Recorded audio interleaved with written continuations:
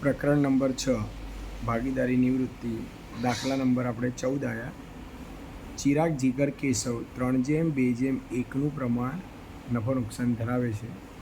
જવાબદારીમાં ચિરાગ, જીગર, કેશવ સામાન્ય અનામત લેણદાર, જમીન, મકાન, યંત્ર, રોકાણો, સ્ટોક, દેવાદાર અને રોકડ. કેશવ નિવૃત્ત થાય છે એટલે ત્રીજા નંબરનો ભાગીદાર નિવૃત્ત થાય છે. જમીન મકાનની કિંમત 20%થી વધારવી એટલે જે છે એમાં 20% હજી એડ કરો. યંત્રોની કિંમત 90% સુધી ઘટાડવી એટલે યંત્રો છે 90%, એટલે આપણે 100માંથી 90 જાય તો 10, તેનો મતલબ એવો પણ સમજાય કે યંત્રની કિંમત 10% ઘટાડવી. રોકાણોની બજાર કિંમત ચોપડી કિંમતના 150% થયા તો 10,000ના 150%, એટલે આપણે એની અંદર બીજા 50% વધે એવું પણ માની શકાય. દેવાદાર પર ગાલખાતામાં 5%થી ઘટાડવી. તો આ યાદ રાખવાનું કે દેવાદાર આપણાને 20,000 રૂપિયા આપ્યા છે, એના 5% એટલે 1,000 ઓછા કરવાના. એટલે ઓલરેડી 2,000 આપેલા છે, એમાંથી 1,000 ઘટાડી દેવાના. એટલે હવે કુલ ગાલખાત અનામત 1,000 બાદ થશે. આપણા હવાલાના 1,000 આ છે, પણ આની જગ્યાએ 3 આપ્યા હોય તો આપણો 1,000 જાય તો 2,000 બાદ થાય. પેઢીની પાઘડી 36,000 થઈ. એક કર્મચારીને 2,000 પગાર ચૂકવવાનો બાકી છે.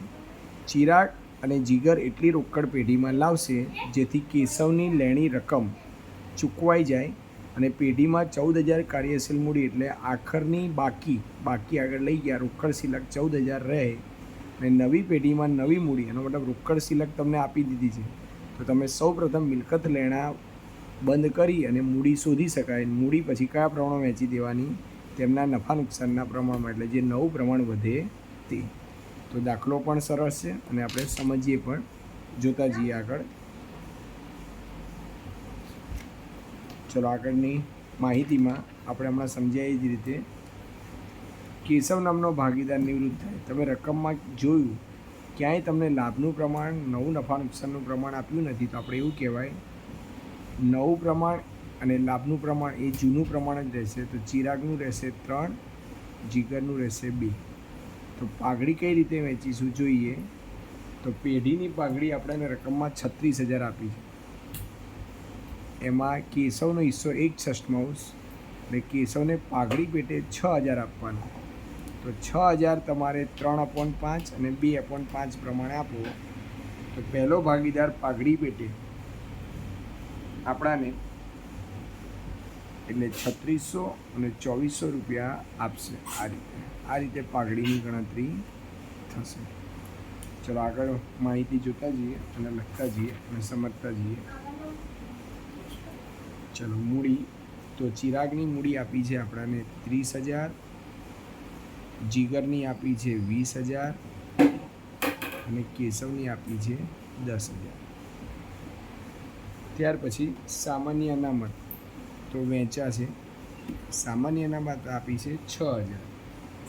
તો 6,000ને આપણે વેચીએ તો 3,000, 2,000 અને 1,000. પ્રમાણ જ એવું છે, 3:2:1.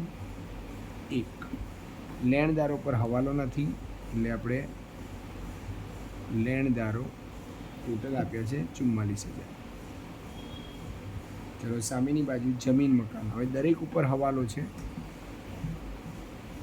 તો જમીન મકાન આપ્યા છે આપણને 50,000 પ્લસ 20%નો વધારો.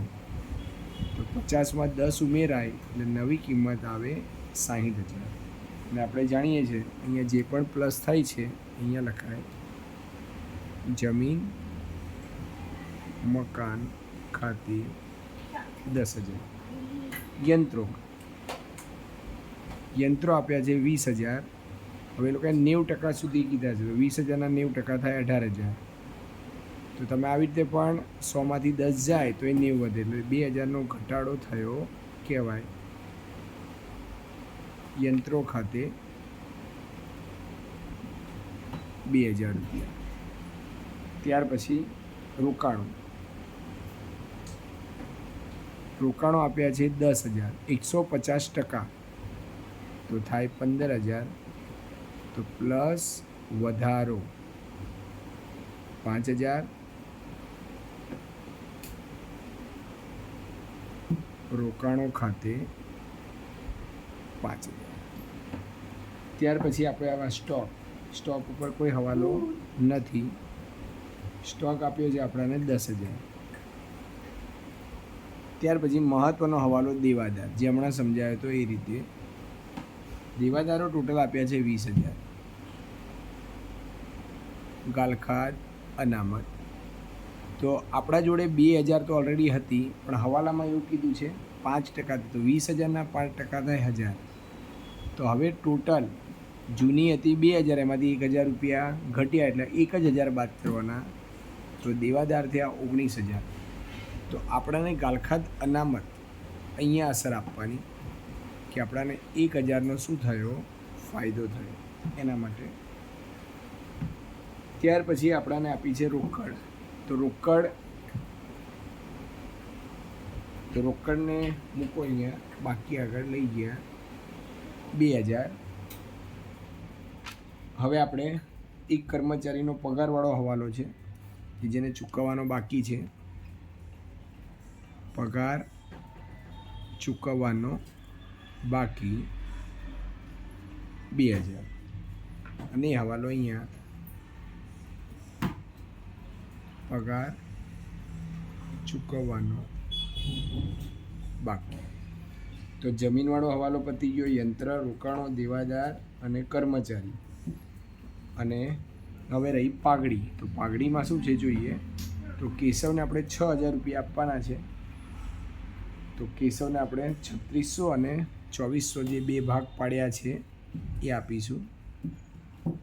3,600 રૂપિયા આપશે ચિરાગ, એટલે ચિરાગના મૂડી ખાતે.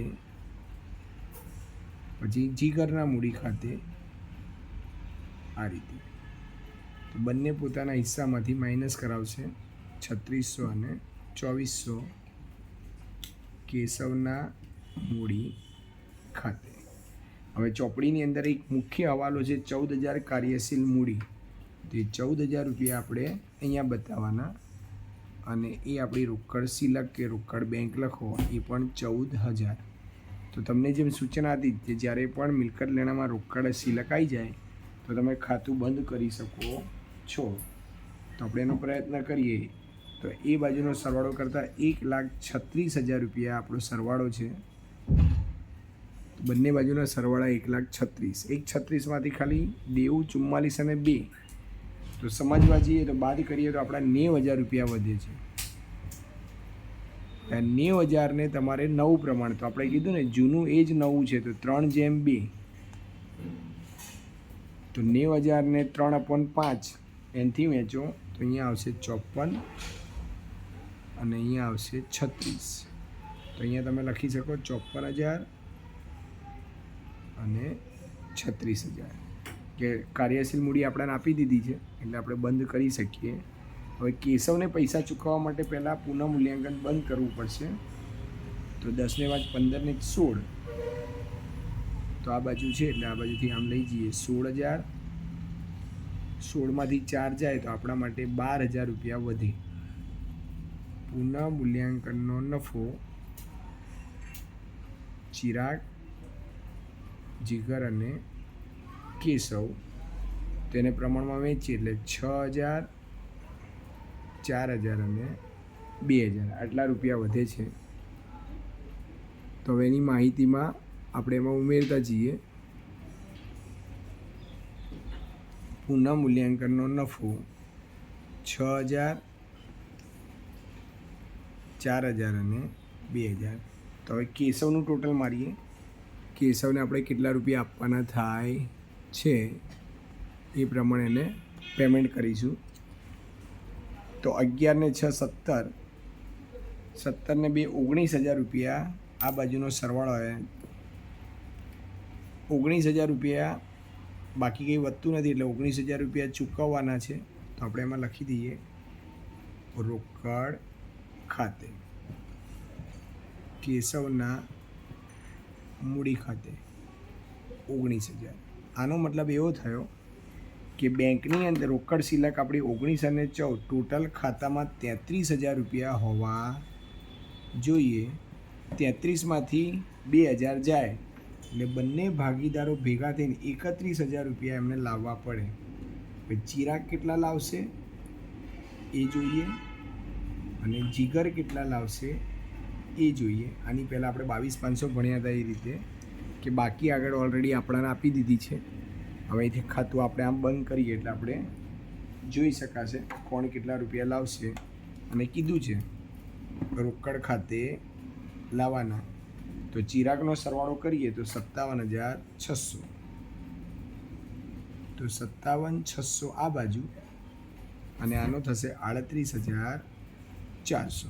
આ બાજુ 38,400. બંને રકમ બાદ કરતાં પહેલો ભાગીદાર આપણને 18,600 રૂપિયા લાવશે અને બીજો ભાગીદાર આપણને 12,400 રૂપિયા લાવશે. એમ તો આપણે પહેલેથી શોધી દીધા 31, પણ આપણે તો બતાવવા પડે 18,600 અને 12,400. તો આ રીતે આપણને માહિતી મળે અને આપણે સમજૂતી ચિરાગ જીગર અને કેશવની સમજૂતી પૂરી કરી છે. દાખલો સમજવામાં બહુ જ સરળ છે. ખાલી બાકી આગળ લઈ ગયાવાળો તમને હવાલો આવડી જાય એટલે તમારે થઈ જાય. હવે આપણે નેક્સ્ટ દાખલામાં આગળ 15 નંબરમાં મળીશું EFG. બરાબર, ચલો, થેન્ક યુ, બાય.